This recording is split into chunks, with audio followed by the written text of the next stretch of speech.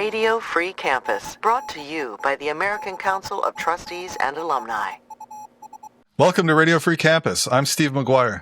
And I'm Justin Garrison, and in this episode, Steve and I will talk with Lauren Noble, the founder and executive director of the Buckley Institute, which is celebrating its 15th anniversary this year.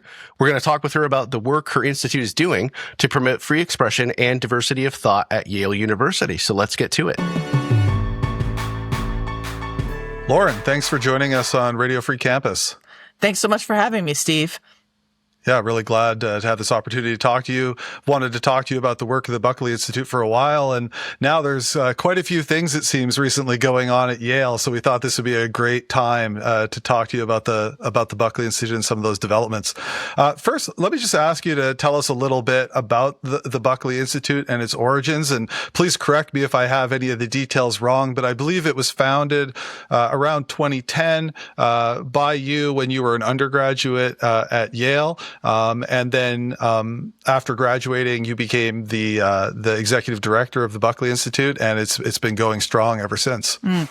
Yeah. So when I was a student at Yale, I had felt that there was a lack of intellectual diversity, both on, the faculty, but also in terms of just the speakers who were otherwise invited to campus. And so a few friends and I had started to talk about the idea of having a speaker series to bring some much needed diversity of thought to Yale's campus.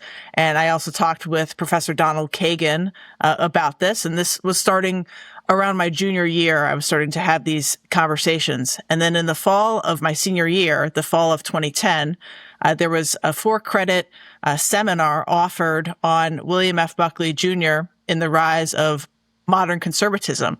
And I took that seminar, and that helped to inspire me to name this organization for William F. Buckley Jr. I reached out to his son, Christopher, and got his blessing to name the organization after Buckley. And we got started shortly thereafter. We had our first events in early 2011. We had about a half dozen events or so during that first semester. And now here we are 15 years later. It's incredible to me that, we're celebrating our 15th anniversary this year. We've come a long way. It started as just a few of us students in a basement planning some events. And, we just ended this past academic year with a record number of student fellows. Those are our student members. We're now up to 829 student fellows. So that's equivalent to about 12% of the undergraduate population at Yale. And so we're very, pleased with how we've grown over the past decade and a half. Wow, that really is impressive. I mean, that's a good chunk of students. So can you tell us a little bit about what the student fellows do, how they participate in Buckley Institute programming, that sort of thing? Sure. So the Buckley Institute, we have events on a weekly basis during the academic year. So we offer everything from, large lectures on campus where, we've had hundreds of people turn out to our events. We also have debates between different scholars on public policy issues and other topics. And then we even have some smaller events, whether dinner seminars or even multi-day seminars over the fall and spring breaks. And so our student fellows, those are our student members. Now, of course, a lot of our big events, we bring speakers. As an example, we had a big event with Ben Shapiro in the fall of 2024. And that event, attracted, there was about 1,000 people who showed up at that event. Of course, we weren't able to let everyone into the auditorium due to lack of space. So there's big, public events like that on campus that are open to any student or faculty member on campus. But then our student fellows get access to another set of opportunities. So we'll have debates, the public debates, but then afterwards there'll be, dinners with the speakers. And then we have seminars that are just for our student fellows. We also offer them special opportunities such as a week-long trip to Washington, D.C. over Yale spring break. We have a 9-month-long leadership program that trains our student fellows, a select cohort of them, in some of the practical skills to be successful as leaders and to be persuasive leaders. And so, it's really a wide range of opportunities that we offer to our student fellows, but also there are plenty of opportunities for students who are not student fellows. Wow, that sounds fantastic. Justin? Yeah, just to remind everyone, we're talking with Lauren Noble, the founder and executive director of the Buckley Institute. And Lauren, you just mentioned that you're celebrating your 15th anniversary. Congratulations. The Buckley Institute, will be eligible to get a car and drive around, have a good time next year when it turns 16. So 15 years is a good chunk of time to observe longitudinal, change, right? One of the things that sticks out in my mind about Yale, unfortunately, is the whole Halloween kerfuffle. That's putting it mildly, right? So over the time that you've been doing this work and the Buckley Institute's been doing its work, has the general environment for free expression and diversity of thought improved? Has it gotten worse, or is it more complicated? It's better in this area, worse in that area. What have you seen on the ground? So unfortunately, I think the free speech climate at Yale and in higher education more generally has gotten worse since I was a student, since when I started at the Buckley Institute when we launched in 2011. And there have been several high profile incidents, along the way. You mentioned the Halloween incident, but even the year before that, in 2014, the Buckley Institute hosted a big event with Ayaan Hirsi Ali, and there was a whole campaign to try to get us to either disinvite her or to have another speaker appear alongside her. And the people who wanted her disinvited, they didn't ask for a debate with another speaker. They said they wanted another speaker not to debate her, but this is their words, to correct her. And so that was the fall of 2014. And that's when I first had the sense that, things were not headed in such a great direction on campus. I mean, I knew in 2011 and starting Buckley that there was certainly a lack of intellectual and political diversity on campus, amongst the faculty especially. And that's obviously still very much the case. But when we were starting Buckley, I would say there was less talk about the threats to free speech both at Yale and in higher education more generally. And I think those concerns really started to take off around 2014, really, came to prominence in 2015 with the Halloween incident. But then, unfortunately, these incidents have continued since then. In 2021, there was the whole episode at the Yale Law School where a student was hauled into the dean's office and asked to apologize for a Constitution Day party invitation that he had sent that, some students found offensive. The next year, also at the law school, there was an event where, the speakers were shouted down and disrupted. And things got so bad, in fact, that Judge James Ho called for a boycott of, clerks from the Yale Law School.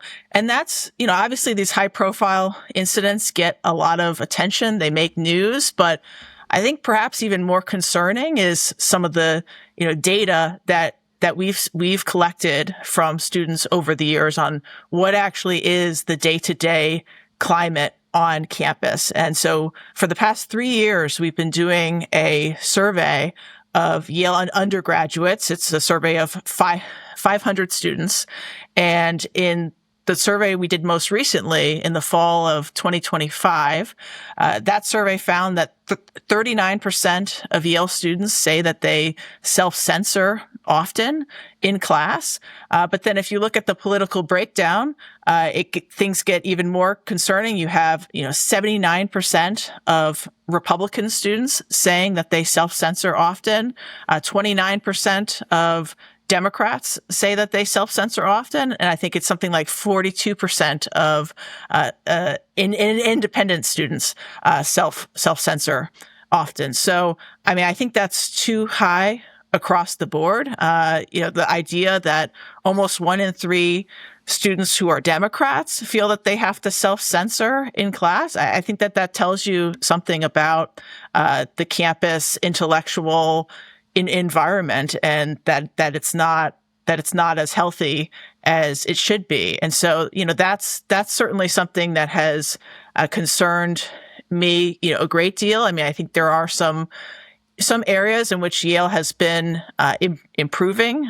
Yale adopted in the fall of 2024 an institutional neutrality policy, which I think was a great move that they made in doing that. I think it's a good thing that Yale is no longer commenting on political and social issues that have nothing to do with the mission of Yale. I think that over time, I hope that has a positive impact on the free speech climate. Yale also implemented last year a civil dialogue training for incoming freshmen. Again, that's something else that the Buckley Institute has advocated for quite some time now, that there be free speech related training at freshman orientation.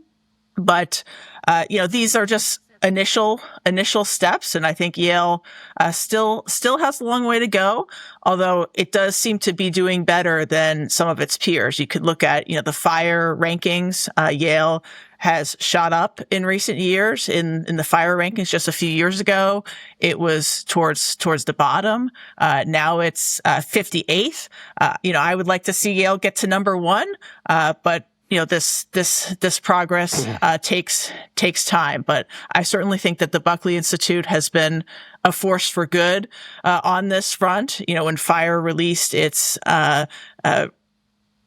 latest rankings last year, they mentioned when asked why Yale was doing better, there was a mention of the Buckley Institute. And when you dig into their data, one of the areas in which Yale students do seem to do better in is in terms of tolerance for controversial conservative speakers and also controversial liberal speakers. So I do think that the exposure that the Buckley Institute helps provide, the exposure to different viewpoints that the Buckley Institute helps give to Yale students has had a positive impact overall at Yale.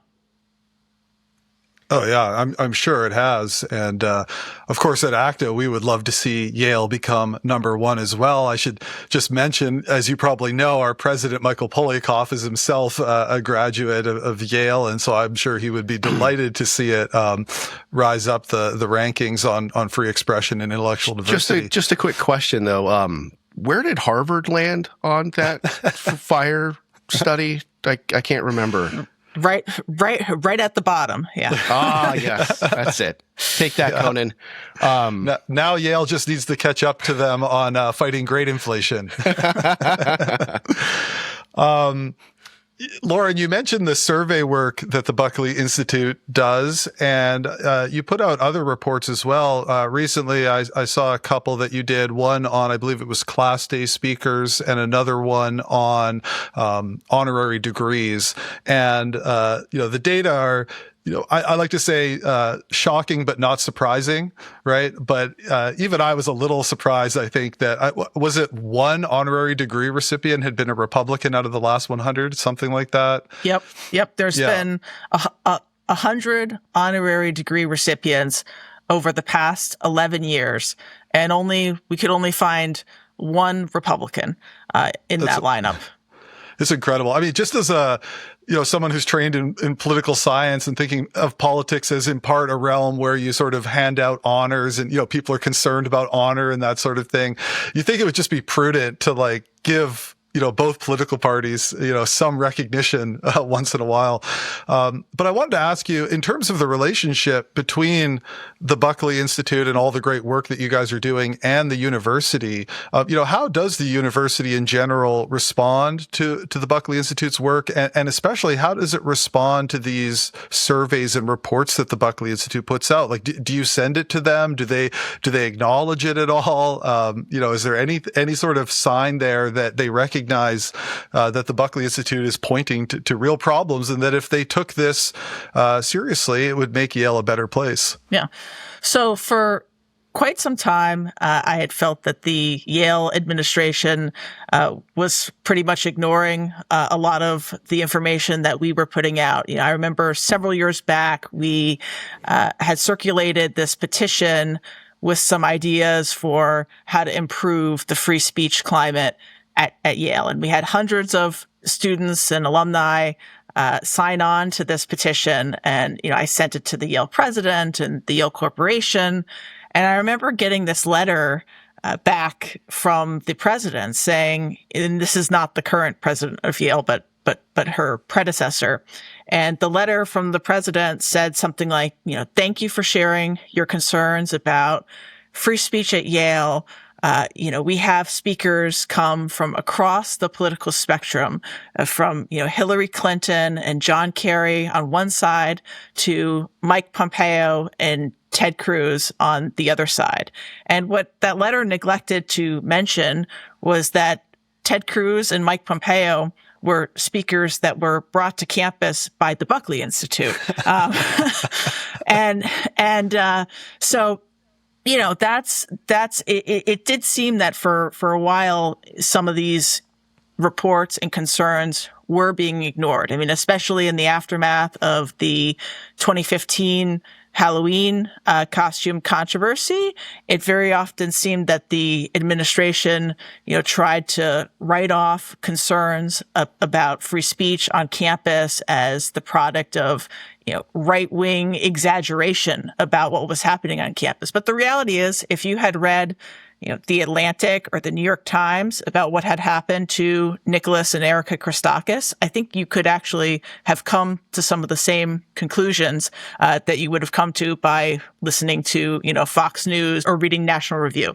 In recent years, I do think that the posture of the university has changed. Perhaps the best, evidence of this is the recent Committee on Trust in Higher Education's report. That report mentioned a bunch of data points brought up by the Buckley Institute. For instance, it cited our faculty political diversity report and the finding that Democrats outnumber Republicans on the Yale faculty 36 to 1.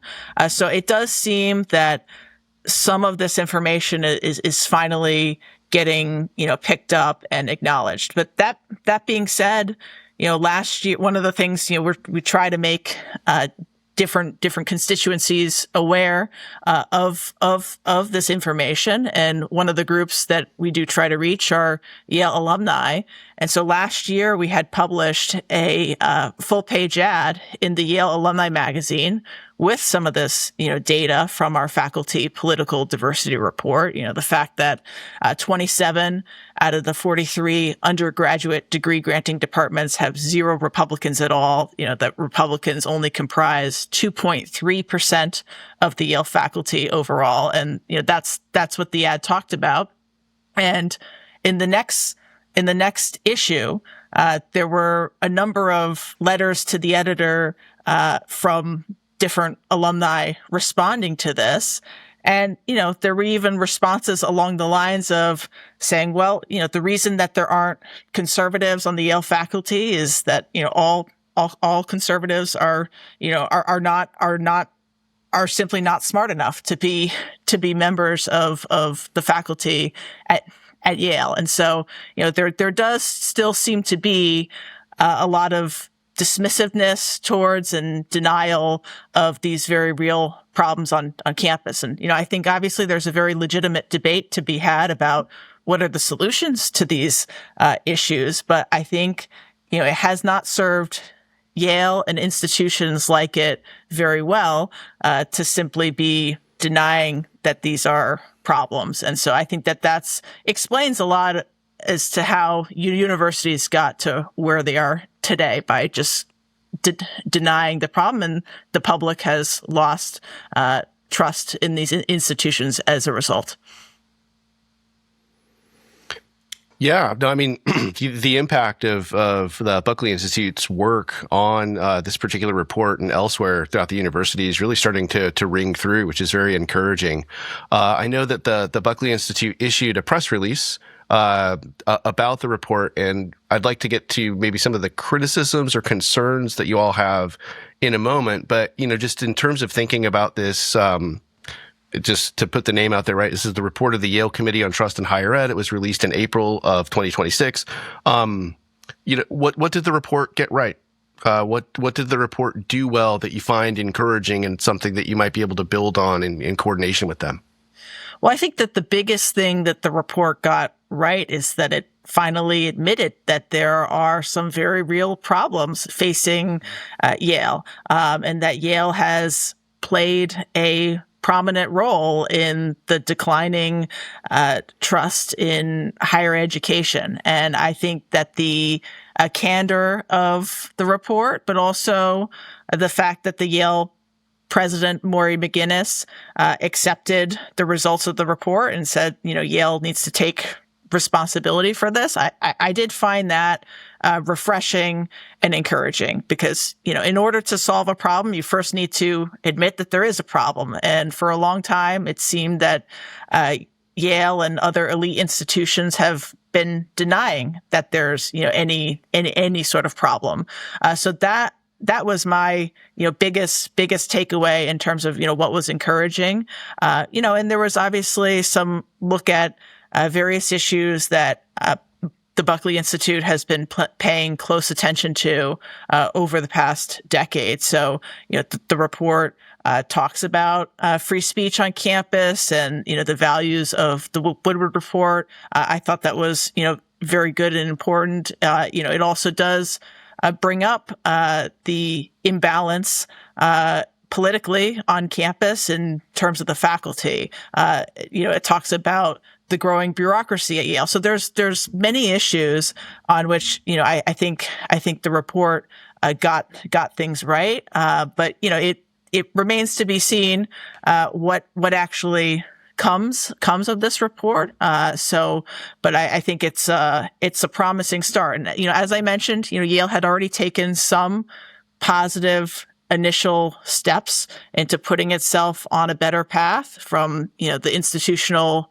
neutrality policy that it adopted in the fall of 2024 to the civil dialogue training for incoming freshmen last year. And now we have this report. So, I think reform has to start somewhere. And I was pleased to see that, there's at least an effort to, get that going. Yeah, I totally agree with you. When I was reading through the report, immediately the thing that jumped out at me, and the president also mentioned this in her, letter that she put on the website when she announced the report and that she was accepting it, but accepting some responsibility for Yale's role in the declining, trust, public trust in higher education. I think you're absolutely right that, for years, the Buckley Institute, organizations like ACTA, others have been trying to tell universities that they have an issue. And it finally got to a point, I think, where they had to acknowledge, at least in Yale's case, probably they felt they had to acknowledge, something here has gone awry. There's a lot of people in this country that are not happy with the contributions that we're making or the way that we're making them. And so that was just a breath of fresh air to see them make that acknowledgement. Now, at ACTA, we released a statement. We had a couple of concerns about some of the recommendations or areas where we would have liked to see them go further. And I know at the Buckley Institute you did as well. I believe in your response, you mentioned, for instance, I don't think the report mentions diversity, equity, and inclusion probably at all, if I recall correctly. Certainly doesn't make any recommendations, I think, relative to it, at least not directly. I suppose if you're talking about reducing bureaucracy, a sprawling DEI bureaucracy might be one part of that would get pulled back a little bit. But in terms of your criticisms of the report or where you'd like to have seen it go further, what were some of the key things that you thought in reaction to it? Sure. So, I think that there were two glaring omissions from the report. The first, as you mentioned, is DEI. There was no mention of DEI in the report and what role DEI has played at Yale over the past decade or so, and how it's contributed to some of the issues that the report raises related to free speech. And so, and the reality is, yes, Yale last summer announced that it had ended its Belonging at Yale program. That's its signature DEI program. But the Buckley Institute has done research. We released a report just a couple months ago that showed that there was still around 200 DEI-related staff at Yale. And of those 200 staff members, around 75 of them simply just had their titles changed. So, they had diversity, equity, and inclusion in their title before. Now their title has been renamed, something to do with community engagement, or they were, an activist in residence before, and now they're a community scholar. So, I think it was certainly an omission. The fact that the report did not address, DEI and its impact on campus at all.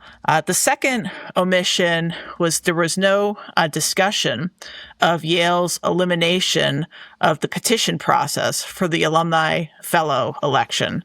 So 5 years ago, in 2021, Yale eliminated the petition process for the alumni fellow election. Now, the alumni fellow election, that is an election for one of the seats on Yale's governing board, its highest governing body, known as the Yale Corporation. That's effectively Yale's board of trustees. And there are 6 seats on that board that are elected by alumni. The terms are 6-year terms. So each year there's an election that alumni are asked to vote in. And in the lead up to 2021, there had been a few years where there had been petition candidates, and it's very hard to get on the ballot as a petition candidate. You have to get over 4,000 signatures. And in 2020, a petition candidate finally made the ballot for the 2021 Alumni Fellow election.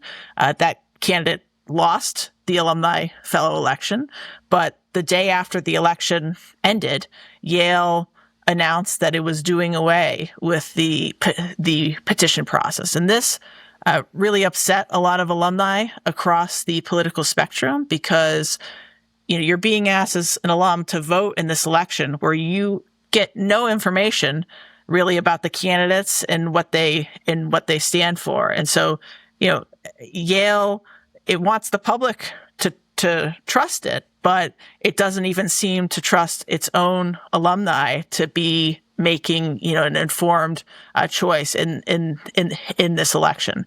And actually, there was a section in the Trust Committee report that talked about university governance, and it didn't mention this at all. I think it'd be one thing if there was nothing talking about university governance, but to have a whole section on it and to say nothing about this, I think that was a mistake. I also think it's telling that, so about a week after this report was unveiled, the Buckley Institute reached out to the current to the then candidates for that year's Alumni Fellow election to ask them if they would complete a questionnaire asking them some questions about basic governance issues at Yale.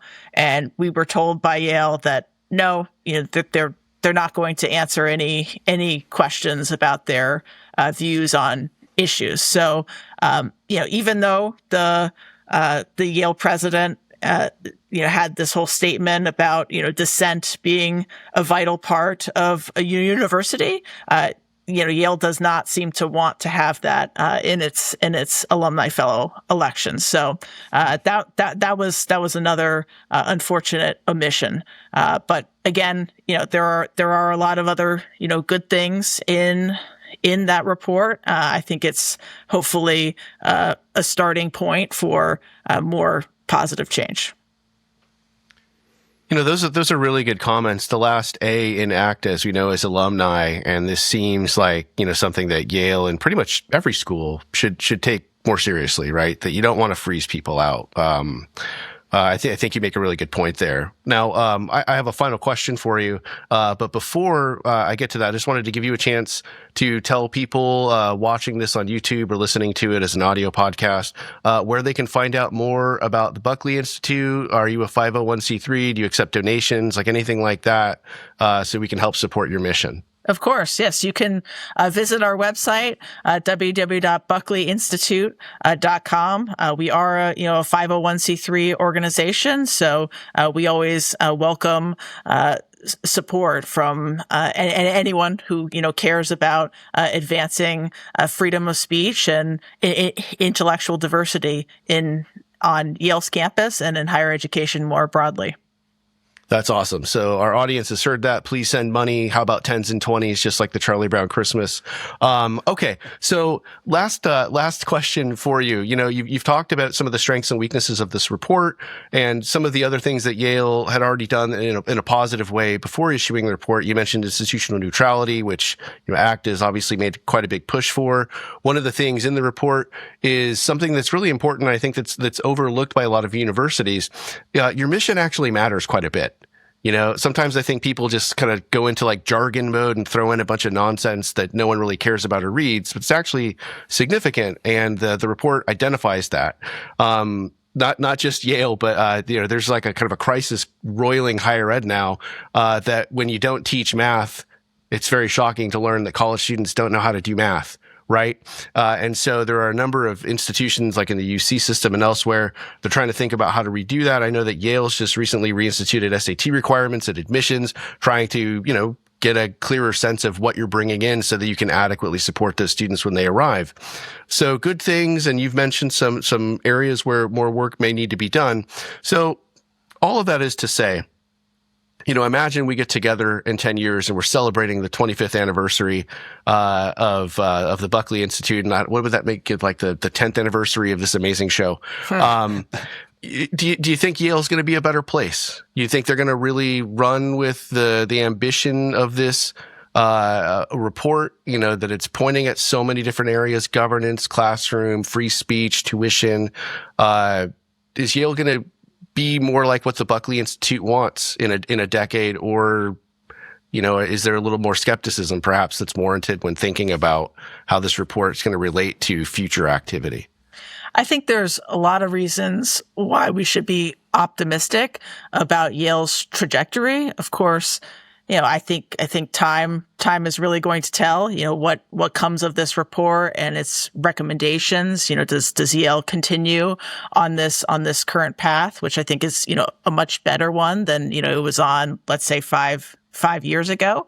But, there are still some major, structural issues to be addressed on Yale's campus. The situation on campus did not get to where it is today overnight, and it's not going to be reformed overnight. But I will say, I do sense that the tide seems to be turning here. I'm thinking back to just in the past year, the Yale president, for example, has publicly praised the Buckley Institute for bringing intellectually diverse speakers to campus. We unveiled the William F. Buckley Centennial Stamp in Yale's Beinecke Plaza back in September. And, at that ceremony, the Yale College Dean stated, that William F. Buckley Jr. is, one of Yale's most distinguished graduates. And so, I think that's not something that would have happened, 5 years ago, 10 years ago.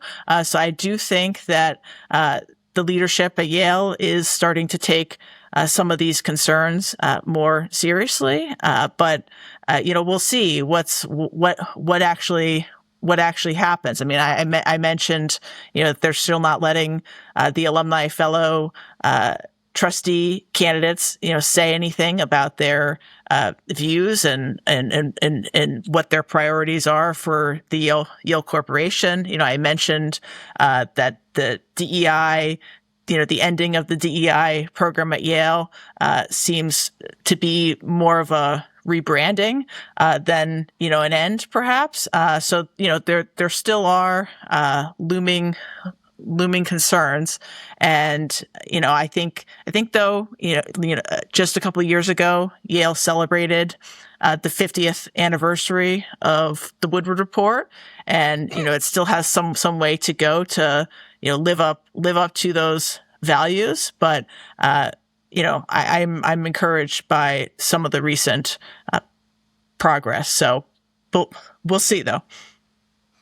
No doubt they're not going to get there without the excellent work that you all are doing. So good luck as you continue to pursue your important mission.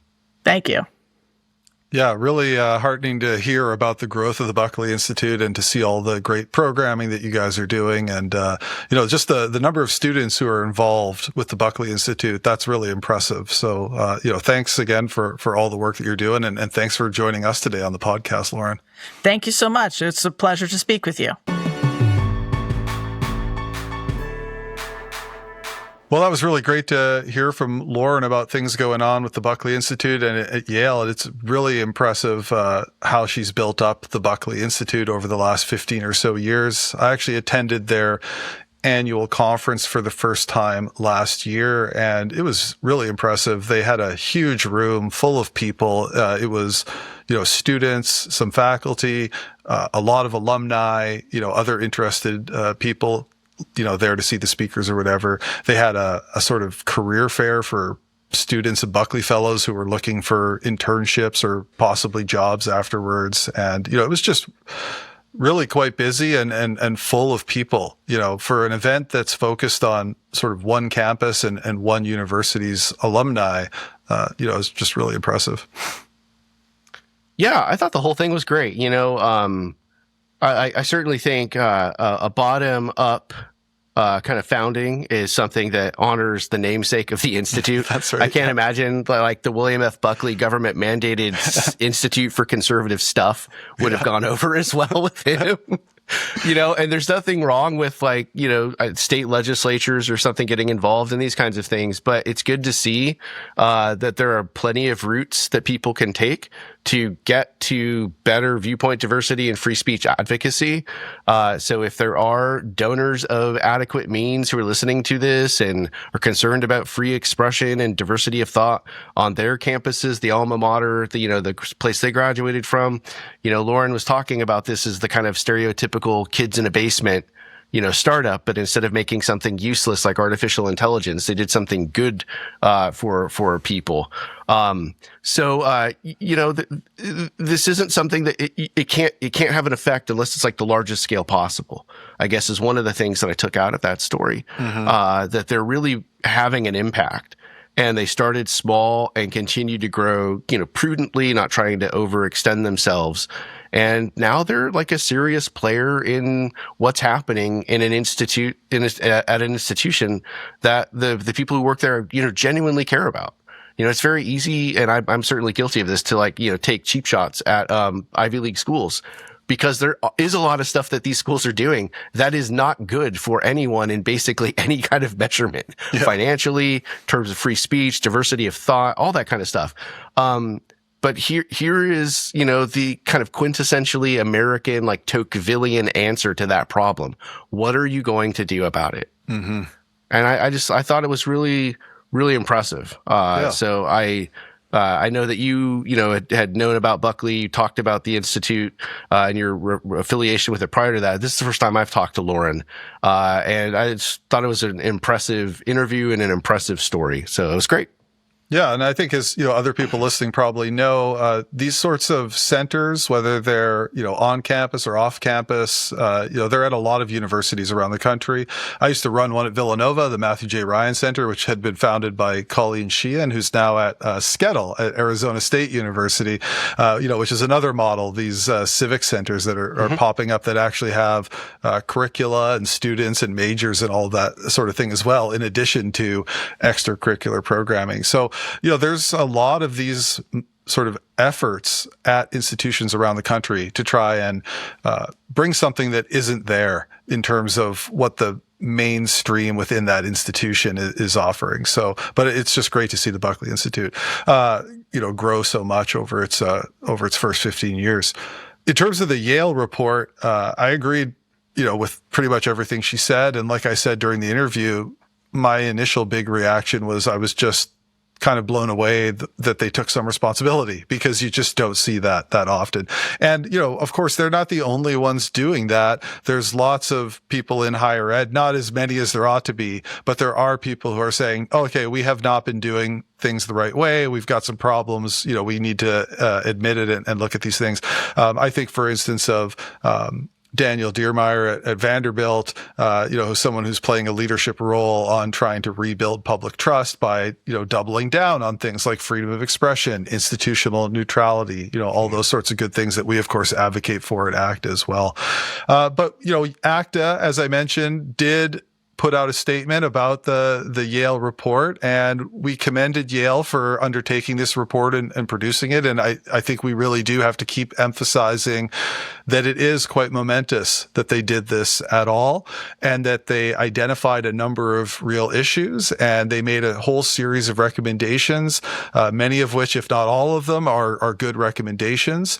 I think one of our main concerns at ACTA was that in some places they just didn't go far enough in terms of, for instance, they bring up the issue of civic education, and what they recommend seems to be, extracurricular. Whereas, of course, at ACTA, we've just recently released our broadside for a nation, calling on people to reinstitute or create for the first time a requirement in civics where students actually have to study American history, American government, classic key documents in the founding and the history of our country. We're calling on people to do that. A lot of these civic centers are sort of working towards implementing those sorts of things. And so, we'd love to see Yale do something like that, where they actually create a requirement, create coursework, right? Build it into the curriculum as something that they realize, they really owe their students, and they owe society, to produce students who are well versed in our history and understand, our government and our politics. So that's just one example. I think there are others as well, where ultimately the recommendations, as good as they are, probably don't go far enough to actually fully correct some of these problems, which are quite severe. Yeah, the proof of the pudding is in the eating, right? So, you got that right. You got that right. Nobody ever gets it right. That's because I watch an inordinately large amount of British TV shows. So. Okay. I think actually George Orwell might bring this up in his essay, Politics in the English Language, if I recall correctly. That is a brilliant essay, right? It's amazing. I would teach that every semester in Intro to Political Theory as a way of just dunking on reports like this, like the stereotypical report, right? Because what I think differentiates what Yale did here from so many other things that kind of might look like this is the stereotypical move is to treat this largely as a PR campaign. And instead of saying we've made mistakes, you do that lazy kind of what happens when you get caught, having an affair as a member of, government or something. I'm deeply sorry if the things I may have done have inadvertently caused, it's so awkward and elliptical. And it's basically saying I didn't do anything wrong. It's just, people have some kind of weird perception of my actions. And so many schools do that, right? Why is confidence so low, as the report, correctly indicates? We haven't done a good enough job of telling our story or something like that, which is really just saying there's nothing wrong with us. It's just the rubes out there who don't understand things. And to Yale's credit, they didn't go that route. Mm-hmm. They're not, it's not like they're putting on hair shirts or that reenacting that scene in Monty Python where the monks are just slamming boards into their faces as penance or something. It's not an extreme report in that sense, but it really does own up to Yale's role in these problems that affect so many schools. And I think that is commendable. That's not a move most people are making.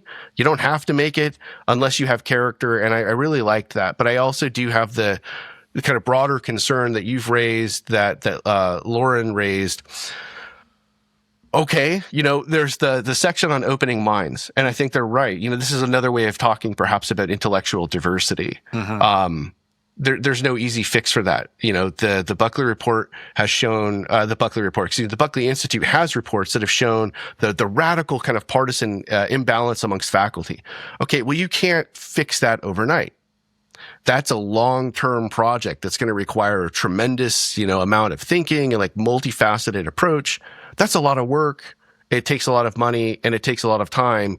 Those are the kinds of projects that can get just kind of mentioned every time a report like this comes up, but nothing happens because it's not the immediate headline. We fixed, partisan imbalance last week. It's generational. So I hope they stick with these things, and I hope that they have students and alumni, and people on their trustee board who will continue to press Yale to make good on what are possibilities for truly great and needed reform. Yeah. That was just what you were saying about intellectual diversity reminded me of an article in the Crimson the other day that's talking about how Harvard's trying to do some stuff, the Harvard Crimson. And professors are basically engaged right now in hiring processes where they've been told to look for intellectual or viewpoint diversity.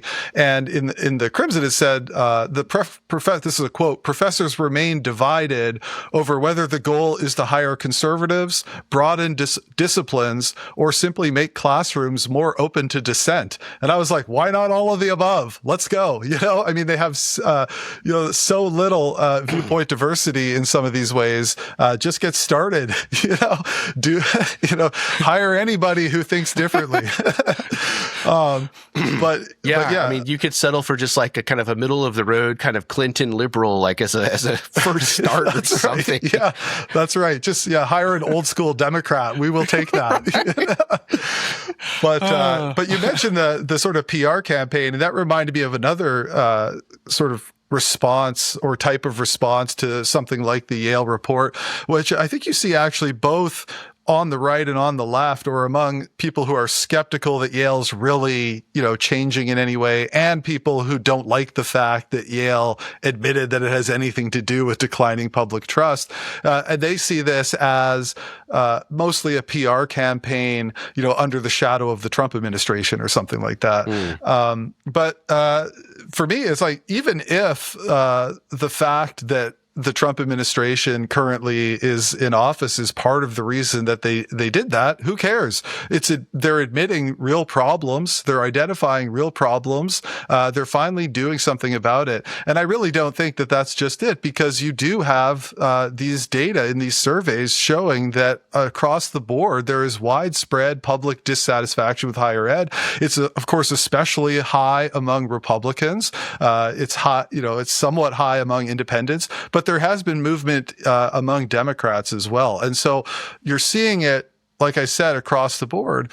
But also, these institutions, they should be really worried if a third or half the country is almost completely against them. That is not, just as a matter of prudence, that is not a good position to be in. And they should be concerned about that, and they should ask themselves, whether we agree with some of these criticisms or not. First of all, we should ask, can we bring ourselves to agree that there are some issues here? Of course, we think there are. Lauren does. But then also, regardless of that, almost like, what can we do? What can we change so that we're more responsive to a broader swath of the population, right, in this society that we find ourselves in the midst of? So, even if that pressure, and of course, there's always this ongoing debate. In fact, Yale's going to have a panel, or the Buckley Institute's going to host a panel on this. This debate about whether universities will reform themselves. Is the reform going to come from within or without? And I think the answer at the end of the day has to be both if you're going to have effective, long-lasting reform. But if it takes a little bit of external pressure, whether that's from, public opinion polling, from maybe legislatures, although, Yale's a private institution, so we've got to be pretty careful with that. And then I wouldn't call, in a way, alumni external pressure. Of course, they're not usually on campus every day, but they're members of the Yale community. And, of course, they love to have them be involved in the community, especially, I'm sure, when it comes to things like giving them money. Every university loves to have their alumni come back and, give them money or attend events and that sort of thing. Well, sometimes they also have thoughts and opinions about how the university is running itself, and sometimes they're right. So giving them an opportunity to voice their views and listen to them, these are good things to do.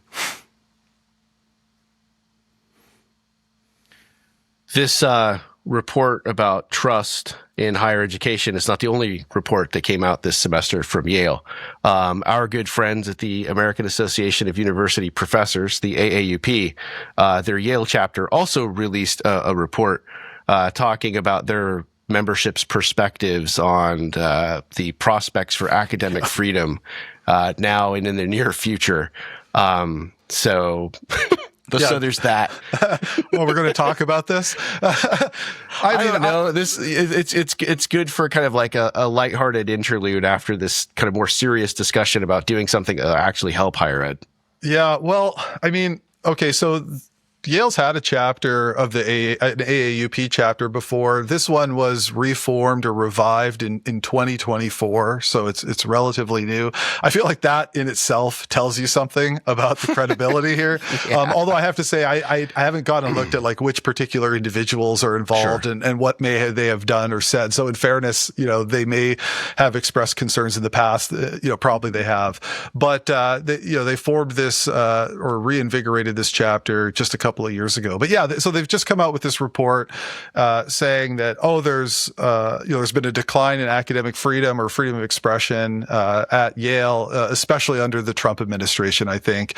And of course, we're concerned about self-censorship and challenges to academic freedom and that sort of thing on campus. But it's a little hard to take to get this report now when there's no history of these reports going back over all the years of the things that Lauren detailed, in our conversation with her, and that, many people have sort of seen pop up in the media over the years.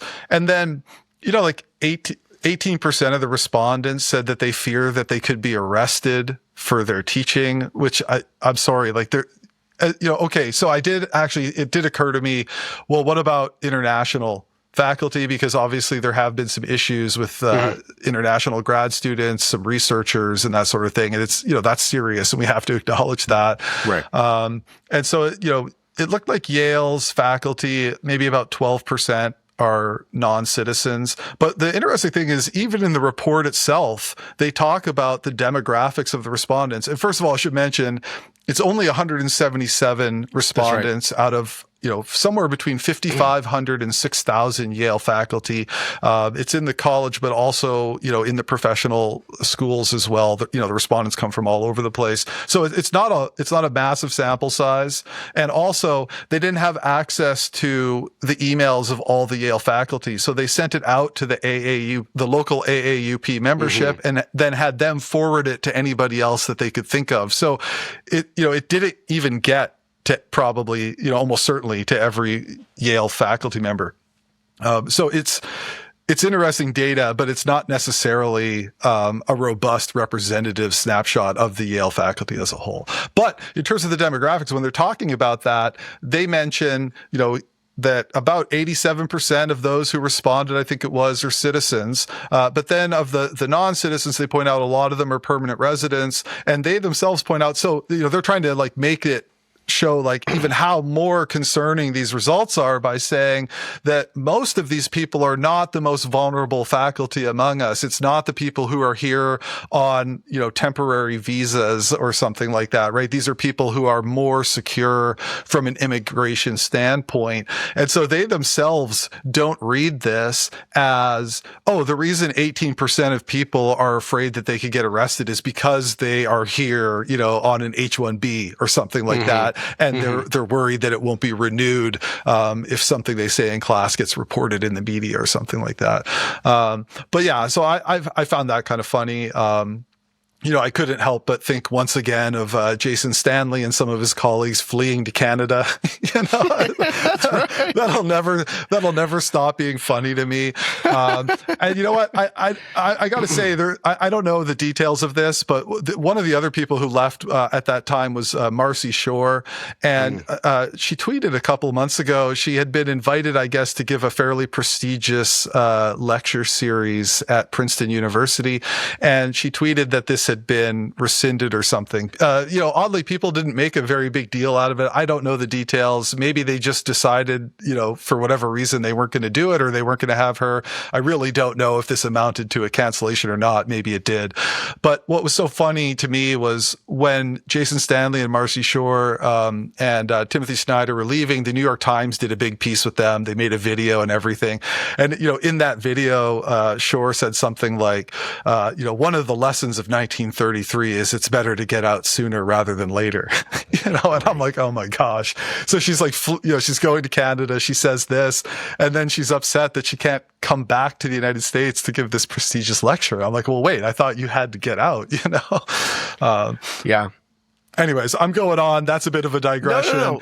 It's not though, because it speaks to the problem with these kinds of surveys. It reflects like a broader problem amongst like a certain type of faculty member. I mean, they're just consumed by delusions of grandeur. Like, this isn't 1933. Yeah.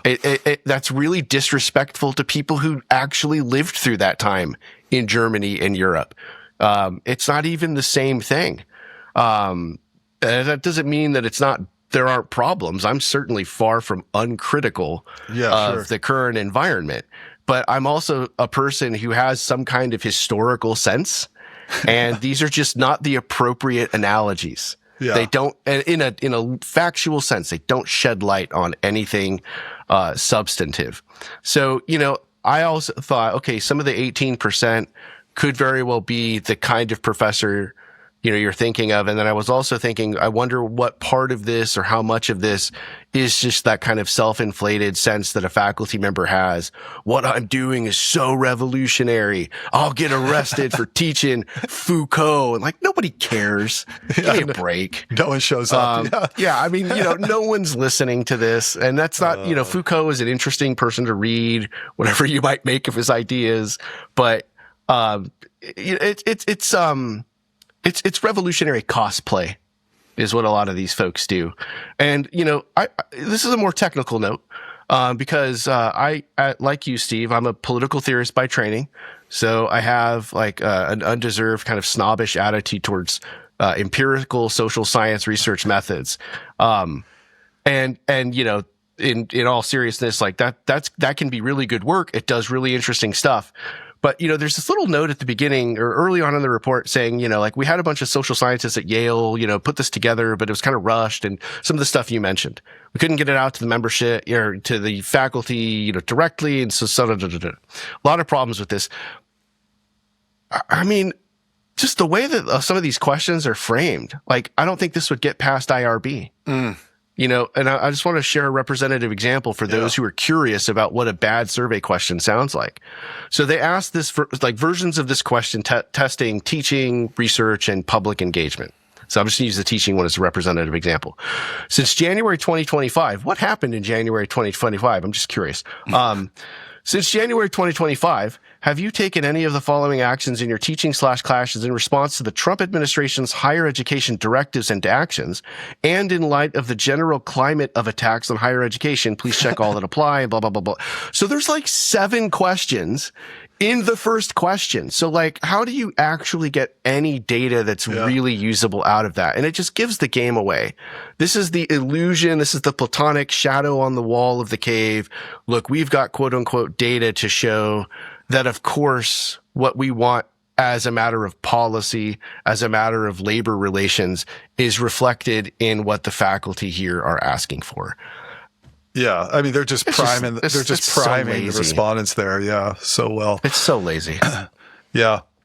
No, that's a good point. I mean, look, at the end of the day, of course, we want less self-censorship on campus, less censorship, less intolerance, more intellectual diversity, more openness, more dialogue, all of these things, right?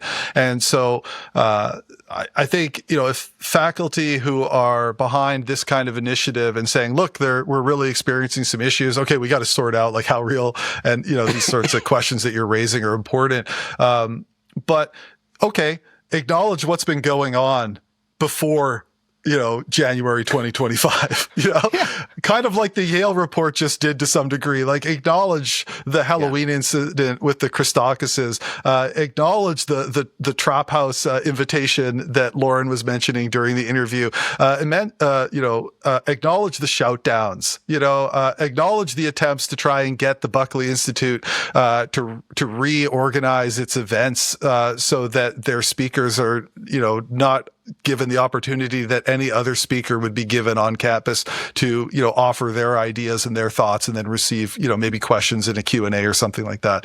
Acknowledge half of that. And then we'll talk. Honestly, that's how a big part of me feels, even though at the end of the day, what we want, obviously, is to get everybody pulling in the same direction in terms of creating universities that are open to freedom of expression, have lots of intellectual diversity, or certainly open to intellectual diversity in ways that they currently aren't. And, Lauren herself mentioned the classic canard that, conservatives just aren't smart enough to be on the Yale faculty. I mean, it's honestly ridiculous. There's just an article the other day by John Shields in the Chronicle talking about hiring more conservatives, and he listed a number of views that conservatives are more likely to hold on social and political matters.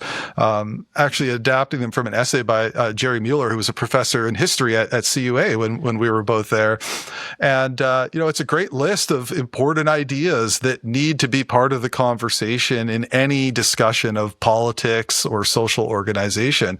And if you're just freezing people out who are, likely to hold those kinds of views, you're just doing a real disservice to the conversation that students are hearing.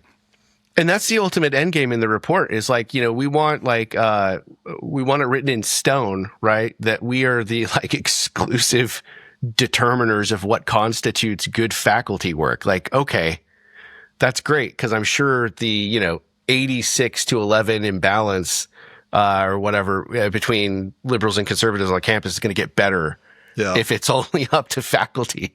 I mean, there's a sense in which that language is appropriate, but only when you're engaged in the honest exercise of scholarly activity.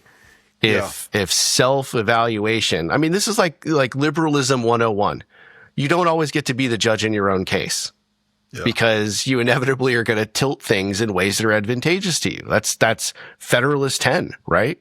Well, they always, I mean, it is. And they always want more faculty authority, more faculty autonomy. And, the faculty should have a great degree of autonomy over some things like the curriculum. But on the other hand, in the post-World War II era, the faculty on American campuses have had more power than they've probably, ever had in American universities, and things have gone awry, so they like to point to other forces, whether it's the administrators or the trustees or government funding or, all these other things. And sure, all these things can play roles, positive or negative as well, right? But the idea that just handing it over to the faculty and letting them run the show would fix these issues is just not plausible, because there's too much evidence to the contrary. Yeah. I mean, this goes back to someone that I'm, that I really admire, Russell Kirk. There aren't any rights without corresponding duties. Mm-hmm. And the perspective of AAUP is maximalist demands for rights with basically no accountability, which is a sweet gig. Some people might call that dictatorship, but it's not responsible. All right. Well, maybe on that note.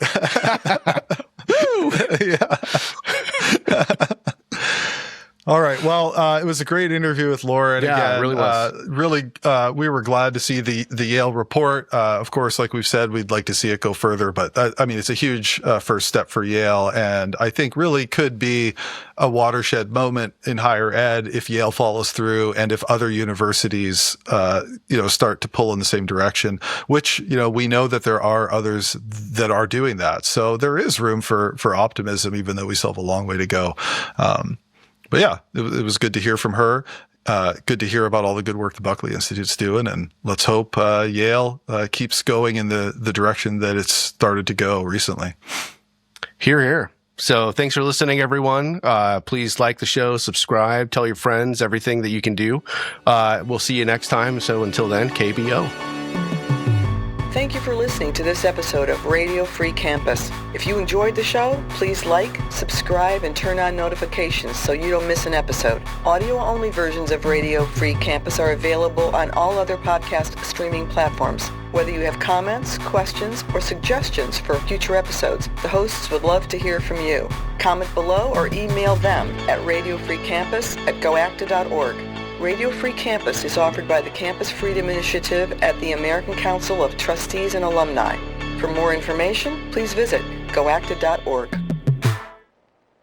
58% of Virginia Commonwealth University students surveyed say they would feel uncomfortable being close friends with someone who holds different views on gender, race, or social justice issues. Discover more at goacta.org.